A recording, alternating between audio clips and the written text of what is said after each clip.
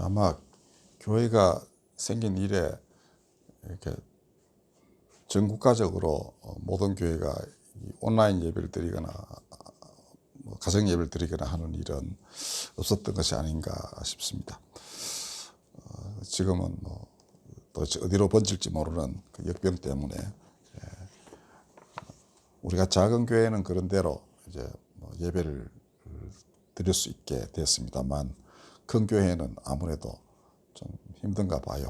그러니까 이렇게 띄엄띄엄 미듯이 앉아서 예배드리고 방역 다 하고 하더라도 이제 교인들의 반발도 좀 있기도 하고 그다음에 당국 눈치도 봐야 되고 하니까 여러 가지 힘든 점이 있는 것 같습니다. 우리는 다행히도 10명 이하, 트럼프 라인도 못 미치니까 괜찮습니다. 아침마다 제가 여기 와서 방역을 합니다. 자, 설교 짧게 해보겠습니다. 이 무화과 나무 사건은 이제 지금 여러분들 읽어보신 그대로입니다. 그러니까 순서가 어떻게 되냐면은 예수님이 이제 안식일은 지났겠죠. 이제 십자가 사건이 일어났던 그 해의 6월절입니다. 6월절에는 사람들이 이제 다 예루살렘에 가서 성전에서 이제 봉헌을 하고 예배드리고 또 식사도 하고 이렇게 돼 있어요. 그 6월절 식사라는 거. 근데 아마 움직이신 걸로 보면 안식일 다음 날 이제 6월절을 앞두고서 그 이제 예루살렘에 입성하실 때 사람들이 호산나 하면서 찬송 부르고 이제 종려나무가지 들고 이렇게 했죠. 그래서 그날을 우리가 종려주일이라고 합니다. 예수님이 예루살렘에 입성하셔서 드디어 영광을 받으시던 날, 이제 십자가를 영광이라고 생각하거든요. 영광 받으시기 위해서 예루살렘에 입성하신 그날 사람들이 호산나, 그러니까 지금 나를 구원하소서 이런 뜻이라고 합니다. 그러니까 호산나가 예수하고 또 이름 똑같습니다. 구원이시다라는 거. 지금 나를 구원하소서, 혹은 하나님은 구원이시다 이렇게 말해도 되겠어요.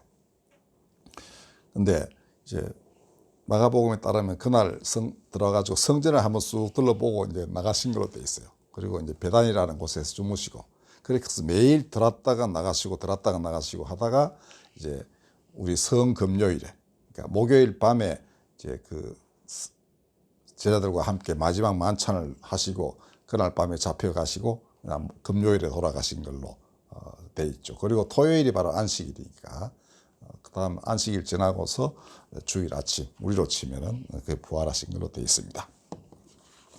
자, 근데 바로 첫날 둘러보시고 나가셨다가 그 다음 날 제일 먼저 일어난 사건이 바로 이 무화과 나무 사건입니다. 약간 배가 고프셨다고 돼 있으니까 아마 대체로 그때는 아침을 안 먹은가 봐요. 그죠? 제자들이 그 예수님도. 근데 멀리서 그 잎이 무성한 무화과 나무가 있어서 다가가서 보신 적 열매가 없더라는 거죠. 그랬더니 예수께서 이제부터 영원토록 사람이 내게서 열매를 따먹지 못할 것이다 이렇게 저주를 하셨어요. 그 제자들이 옆에서 듣고는 그 별 말씀을 다 하시네요. 왜냐하면 지금 무화과가 열릴 때가 아닌데 이런 겁니다. 무화과 대충 우리 지난번에 보면 여름에 우리 원산도 갈 때 보면은 그때 무화과 열렸거든요. 거의 지금쯤 저기나 여기나 지금쯤은 열릴 때가 아니라는 겁니다. 근데 그 다음 날 이제 그날 그러고 난 뒤에 그 예수께서 성전에 들어가 가지고 그래서 돈 바꾸는 사람 그다음에 장사하는 사람 이런 사람들 모두 상을 엎으시고는 깨끗하게 하시면서 말씀하시기를 내 집이 만민이 기도하는 집인데 너희가 강도의 소굴을 만들었구나 하면서 이제 막 야단을 치신 적이 있습니다. 그게 성전 정화 사건입니다. 그러니까 한 날에 성전 정화하시고 그 이전에 무화과 나무를 이제 이렇게 그 저주를 하신 겁니다. 근데 마태복음에 따르면은 첫날 오셔가지고 성전을 바로 정화를 하신 뒤에 바로 나가서 주무시고 다음날 무화과 나무 사건이 일어난 걸로 되어 있습니다. 어쨌거나 순서가 약간 다르지만은 사람들이 성전 정화 사건이라는 굉장히 중요한 거 아니겠습니까? 예수님이, 그죠? 내 아버지 집 만민이 기도하는 집을 너희가 도둑의 소굴로 만들다니 안 된다. 싹 이제 다 쫓아냈어요. 그런데 이 무화과나무 사건이 그와 거의 동일할 정도로 중요하다. 이렇게 제자들은 생각을 했던 것입니다. 오늘 우리가 생각하기에는 그죠? 그 연도라도 좀 말해놓지 이런 생각이 듭니다. 근데 복음서는 예수님이 언제 태어나셨는지 언제 돌아가셨는지 연도를 도대체 쓰질 않아요. 제 생각에 당시는 이미 이거 기록될 때도 예수님 돌아가신 지 40년쯤 될 때 기록이 됐습니다만은 어지간히 알고는 안 있었겠습니까? 아는 사람들도 많았을 터이고 그죠? 근데 자기들이 쓴 글이 2000년 지나가지고 이런 아시아가 있는 줄도 몰랐고 아메리카가 있는 줄도 모르던 시절에 아프리카가 있는 줄도 뭐 그 밑에 얼마나 큰 나라가 있는지도 몰랐겠죠. 근데 이렇게 호기심 많은 사람들이 70억 명이나 사는 세상까지 이 글이 내려갈 줄이야 알았겠습니까? 그리고 그보다 더 중요한 거는 그 날짜는 별로 중요한 게 아니라 사건이 중요했던 것입니다. 그럼 예수님은 왜 이렇게 뻔히 이게 뭐 열매가 안 열리는 계절인 거 알면서도 열매 없다고 그러면서 마구마구 나무들을 막 뭐라 그래가지고 이렇게 바짝 나중에 그 다음날 보니까 빨라 비틀어졌어요. 했는가? 이게 이제 버트란드 러셀이라는 우리 젊은 시절에 그 아주 유명한 철학자로서 그 책도 많이 번역된 그런 분이 나는 왜 기독교인이 아닌가라는 책을 썼는데요. 그 기독교인 아니게 된 영국 철학자니까 당연히 집안은 기독교 집안이고 본인도 날 때부터 세례도 받고 다 했겠죠. 근데 자기가 왜 기독교인이 아닌가 하면 바로 이 무화과나무 사건 때문이다. 왜 그 하나님의 아들이 하나님이 만드신 나무를 갖다가 때도 아닌데 때가 아니니 당연히 열매가 열리지 않는데 그걸 갖다 저주를 해서 말라 비틀게 갖다 나는 못 믿겠다. 그 하나님 아들 아니다. 뭐 이렇게 이제 했습니다. 그러나 잘 생각해 보면 예수님이 이렇게 하신 이유가 분명히 있는 것이죠.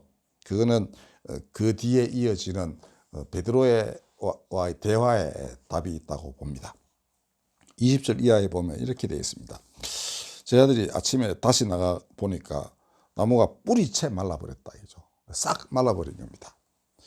베드로가 갑자기 그때 그 전날 예수께서 하신 말씀이 생각이 나가지고 라비어 그러니까 선생님 저주하신 무화과 나무가 말랐습니다. 이렇게 했더니 예수께서 전혀 뜬금없는 대답을 하십니다.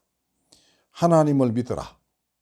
내가 진실로 너희에게 이르노니 누구든지 이 산들어 들리어 바다에 던져지라 하며 그 말하는 것이 이루어질 줄 믿고 마음에 의심하지 아니하면 그대로 되리라. 그대로 그 다음에도 기도하고 구하는 것은 받을 줄로 믿어라. 그리하면 너희 그대로 되리라. 그죠? 이렇게 믿음의 중요성을 계속 강조를 하셨습니다. 그러니까 왜 저주해서 바짝 마르게 했는지에 대해서는 직접 대답 안 하시고 이렇게 말씀하신 겁니다.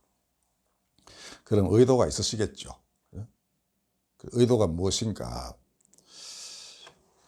여기 보면 잎사귀가 그 상당히 무성한 무화과 나무를 보고는 거기에 뭐 내가 먹을 게 있나 하고 가셨다고 되어 있죠. 그러니까 그거는 잎사귀 무성한 나무는 바로 당시의 유대인들 그 중에서도 지도층 그들은 뭐 바리새인일 수도 있고 제사장일 수도 있고 서기관 율법사일 수도 있고 그렇습니다. 그런데 잎은 무성하나 열매가 없는 사람들을 상징하는 것이죠. 그들은 바로 만민이 기도하는 집을 강도의 소굴로 만든 사람들입니다. 성전 정화 사건하고 이렇게 결부시켜 보면 그렇죠.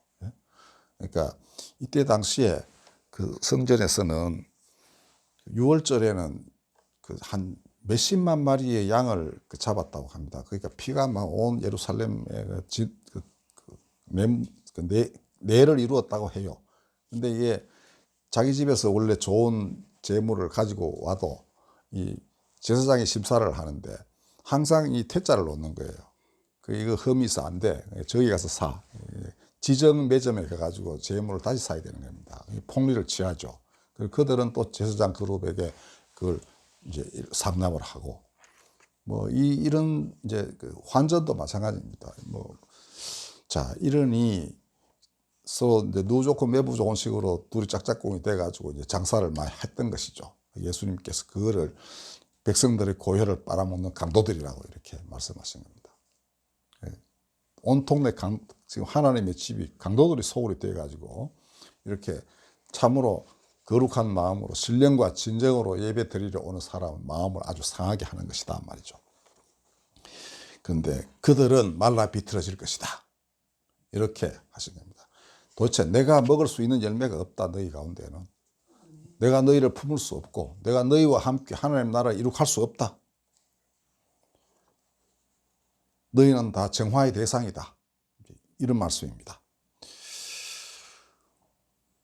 겉보기에는 그럴듯해요. 잎이 무성한 나무 모양 다 갖추어져 있지만은 너희는 정작 내가 기쁘게 먹을 수 있고 품을 수 있는 그런 열매가 아니고 그런 마음이 없는 사람들이다. 이 자신의 속마음을 드러내 보이시기 위하여 이 무화과 나무를 마르게 하신 것이다. 이렇게 해석할 수밖에 없습니다. 그리고 베드로에게 하신 말씀은 무엇인가? 하나님을 믿어라. 대번 이렇게 말씀하셨습니다. 그러니까 야들도 지금 아직은 좀 시원찮아요. 그러니까 속으로 보면은 속마음이 아주 이제 충직하고 간사한 것도 없고 해서 예수께서 먹을 만한 그런 열매이긴 합니다. 나중에 잘 성숙되면은. 그러니까 아주 좋은 열매가 분명히 돼서 잘 익을 것이지만은 지금 아직 아닌 거예요. 그래서 이들을 새로 기르시는 겁니다. 말씀으로. 하나님을 믿어라. 그다음에 너희가 이 산 들려서 바다에 던져져라 하면 그렇게 하고 그다음에 이루리라고 믿으면 그대로 된다. 이렇게 아주 사람들이 금방 듣기에는 어떻게 그런 일이 이루어지겠습니까? 라고 할 정도의 말씀으로 제 아들을 기르시는 겁니다. 여기서. 그러니까 저 나무는 말라 죽는다. 너는 이제 새로 씨앗 하나 심어가지고 새롭게 이렇게 양육을 하시는 작업을 여기서 하신 거예요. 자, 이 옛날 얘기입니까? 물론 그렇죠. 이 십자가 사건이 일어난 연도를 사람들이 찾아내려고 굉장히 노력했습니다. 근데 예수님이 한 30살 때쯤에 공생애를 시작하셔가지고 3년간 일하셨던 걸로 되어 있는데 지금 그 기원전 이게 이제 그 예수 탄생을 기점으로 정해졌지만 보통 기원전 이제 4년쯤에 예수님 탄생하신 걸로 되어 있거든요. 그러니까 예수님 돌아가신 게 한 AD 한 28년, 29년, 30년이라는 사람도 있고요. 또 33년이라는 사람도 있습니다. 하여튼 그건 별로 중요하지 않아요. 처음 제자들이 관심을 기울였던 것은 그가 말하고자 했던 게 무엇인가? 바로 이것이었습니다. 그렇다면 연도가 중요하지 않다는 것은 오늘날 그대로도 이루어진다는 그런 말씀이기도 하죠. 언제 어디서나 이루어질 수 있는 나라 그 말씀이라는 겁니다. 그게 무엇인가? 하나님을 업신여기고 자기 나라 만들려는 사람들. 그러니까 하나님 저리 가시오. 내가 내 마음대로 한번 나라를 만들어 보겠소. 그 다음에 그 엉큼한 그 속을 가진 사람들과 또 부화내동하는 사람들이 많이 있겠죠. 왜냐하면 거기는 그 배타적인 이익을 향유할 수 있는 그런 많은 것들이 있으니까. 근데 바로 그들은 결국은 말라버리고 말 것이다. 예수께서 이렇게 말씀하신 겁니다. 유대의 지도자들, 너희는 내 집을 강도의 굴혈로 만들지 않았는가? 너희 말라 없어진다. 과연 예루살렘은 나중에 완전히 파괴되고 말았습니다. 그러니까 제사장들은 명령은 유지했겠지만은 그들은 더 이상 그 성전 예배를 드릴 수 있는 그런 지위에 있지는 못했고요. 지금도 성전은 아직 없습니다. 이제 만들려고 그러는 모양인데 이스라엘에서요. 2000년 동안이나 그들은 경배를 드리지 못했던 것이죠. 그러나 예수께서 잡수실 만한 열매가 아니기 때문에 그들은 말라지게 되어 있는 겁니다. 그러나 믿음으로 그를 따르는 사람들은 그와 함께 하나님 나라를 이 땅에 이룰 것입니다. 그는 자신의 죽음을 보고서 두려워 도망칠 것이 뻔한 제자들을 이렇게 다독거리신 겁니다. 하나님을 믿어라. 그러면 너희가 모든 것을 할 수 있다. 구하라. 하나님 주신다. 반드시. 이렇게 가르쳤어요. 돌아가시기 며칠 전에. 제 아들은 나중에 그걸 다 기억했습니다. 그리고 마침내 산을 옮길 만한 믿음으로 그의 충직한 사도가 되었습니다. 그래서 오늘 우리가 지금 그 예수가 누구이신 줄도 알고, 여러분들 다 사정들이 있죠. 그러다 어느 날 문득 하나님께 이끌려 가지고 하나님의 사람이 되었던 겁니다. 마음도 깨끗해지고 있죠. 다음에 무슨 일을 해야 될지 알지요. 이웃을 위해서 여러분들 기도하는 사람 되어버렸죠. 이게 어디서 나오는 겁니까? 다들 자기 이익만을 추구하는 사람들로 가득 찬 세상에서 다른 사람을 위해 자기를 헌신하고자 하는 사람 되는 거, 그건 기적입니다. 믿음이 그렇게 했고요. 또 우리를 인도하신 예수 손길이 그렇게 우리를 빚어냈던 것입니다. 이제 뭐 우리나라 선거도 앞두고 있고 뭐 온갖 얘기들이 많이 떠돕니다만은 원칙은 분명합니다. 예수께서 먹을 수 있는 열매인가 아닌가, 그 판가름은 하나님을 믿는가 아닌가라는 겁니다. 겉으로 하나님 믿는 사람이 아니라는 것이죠.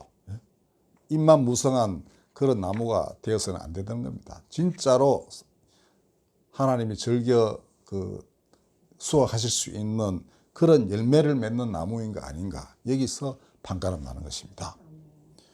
뭐 정치 판도에 의익이 되든 앞으로 우리나라가 어떻게 되든 그 마찬가지입니다. 결국은 이렇게 가게 되어 있습니다. 우리 아이들도 그 다음 아이들도 수없이 많은 세대들도 똑같아요. 그리고 과거 세대, 과거에 살아갔던 사람들도 전부 다 이 기준에 따라 가지고 운명이 갈라지게 되는 것입니다. 그게 말씀으로 심판하시는 그분의 권능입니다. 옛날에 이렇게 다 보이셨어요. 그죠? 말씀대로 될 것입니다. 기도하겠습니다. 거룩하신 하나님, 말씀대로 하소서. 하나님을 믿는 사람, 진실로 하나님을 믿는 사람, 그들이 당신의 나라에 동참하고 그 나라를 이룩하게 하시며, 잎은 무성하나 열매가 없는 사람들, 그들은 결국 이 하나님 나라에 참여하고 이루는 사람들로 인하여 비로소 아버지 나라에 들어올 것입니다. 어리석은 자들, 다시 한번 간구하오니 회개하게 하시고, 그렇게 이 나라가 큰 혼란 없이 하나님 받드는 귀한 나라 되도록 인도하여 주시옵소서. 누가 누군지 우리는 모릅니다.